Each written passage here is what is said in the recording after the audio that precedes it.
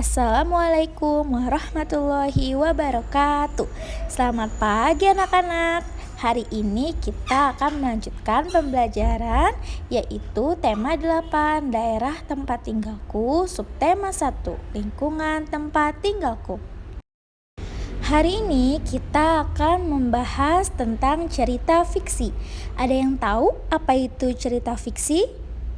Ya, cerita fiksi itu adalah cerita yang bersifat imajinasi atau khayalan dari penulis dan bukan kejadian yang sebenarnya di dunia nyata, tetapi hanya berdasarkan imajinasi, pikiran, atau khayalan seseorang. Sekarang kita masuk ke jenis-jenis cerita fiksi. Nah, jenis-jenis cerita fiksi ini ada 3. Yang pertama itu ada cerita rakyat, yang kedua ada cerpen, dan yang ketiga ada novel. Nah, kita mulai bahas dari cerita rakyat dulu ya. Cerita rakyat adalah cerita yang sudah terjadi atau pada masa lampau yang menjadi ciri khas suatu daerah. Nih, contohnya itu yaitu cerita Malin Kundang yang berasal dari Padang, Sumatera Barat. Lalu yang kedua kita bahas tentang cerpen atau cerita pendek. Cerpen adalah cerita fiksi yang memaparkan kisah ataupun cerita tentang kehidupan manusia melalui tulisan pendek. Contohnya itu ada cerita pendek anak pada majalah atau surat kabar. Lalu yang ketiga ada novel. Novel adalah cerita fiksi yang panjang dan mengandung rangkaian cerita kehidupan seseorang dengan orang di sekelilingnya. Nih, contoh novel itu ada kisah tentang Laskar Pelangi.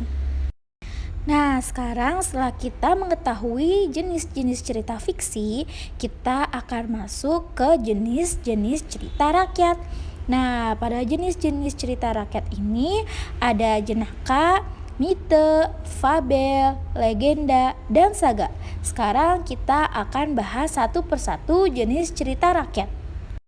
Jenis cerita rakyat yang pertama kita bahas yaitu cerita jenaka. Cerita jenaka adalah cerita rakyat yang memiliki unsur jenaka atau lucu yang dapat membangkitkan tawa pembacanya. Nah, contoh dari cerita jenaka ini yaitu kisah tentang Pak Pandir, Pak Belalang, dan Lebay Malang.